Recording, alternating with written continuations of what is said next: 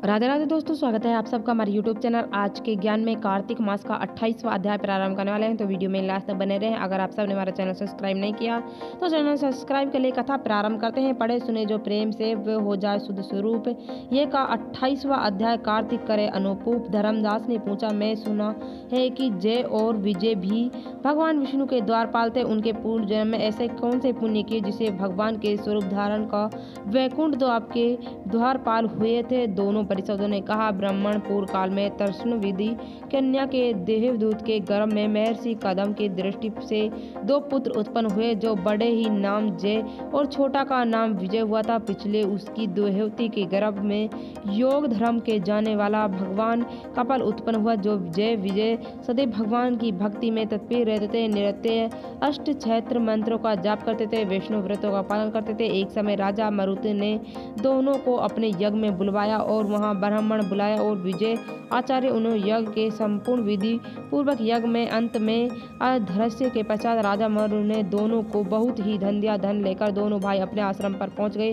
वहां उस धन के विभोग करते समय दोनों में परस्पर लाठा ढगड़ पैदा हो गया। जहां जयदेव ने कहा, इस धन को बराबर बांट लो, लेकिन विजय ने कहा, ये नहीं, जिसे जो मिला है उसी के पास तब तक रहेगा। जय को क्रोध आकर लोभी विजय को श्राप दे दिया, तुम ग्रहण कर देते नहीं तो इसलिए सर अर्थ मगरमच्छ हो जाओगे। जब श्राप के अनुसार विजय ने श्राप दिया तो मद के भांति वे सौंप हो गया, इसलिए तुम अर्थात हाथी की योनि में जाओगे। तत्पश्चात उन भगवान ने सौंप निवृत्ति के लिए प्रार्थना की। श्री भगवान ने कहा, तुम भक्त हो, तुम्हारे वचन कभी असत्य नहीं होंगे। तुम दोनों अपने ही दिए हुए स्वरूप को भोग रहे, फिर भी धाम की प्राप्ति होगी। ऐसे कहकर भगवान विष्णु अंतर्धाम हो गए। तत्पश्चात वे दोनों ब्राह्मण गड़ी नदी के तट पर गए और गज हो गए। उनकी योनि में पूर्व जन्म हुआ था और भगवान विष्णु के व्रत में तत्पर रहे। किसी समय गजराज कार्तिक माह के स्नान के लिए गांडी नदी पर पहुंचे थे। उस समय ग्रह के श्राप से उसका स्मरण करते हुए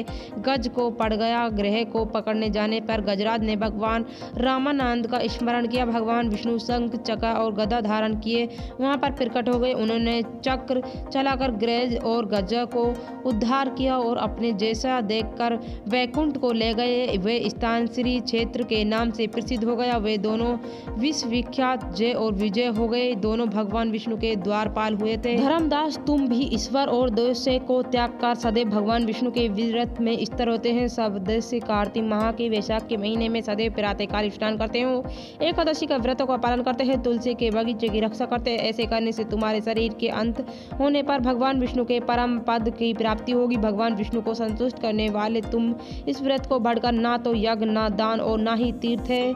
तुम धन्य हो। जैसे व्रत के आधे भाग का फल पाकर स्त्री हमारे द्वारा वैकुंठ में ली जाती है। नारद जी बोले, हे राजन, धर्मदास को इस प्रकार उपदेश देकर वे दोनों मनवांछी प्रसाद कहल और वैकुंठ के चले गए। धर्मदास जीवन भर भगवान के व्रत में स्थिर रहे और देहवास के बाद उन्होंने दोनों स्त्रियों के साथ वैकुंठ धाम की प्राप्ति की। इसकी प्राचीन इतिहास को जो सुने और सुनाता है, जगत गुरु भगवान की कृपा से उन्हें सदैव प्राप्ति करने वाली अंतिम गति की प्राप्ति होती है। तो यह अध्याय यहीं समाप्त होता है। ये कार्तिक मास का 28वां अध्याय था।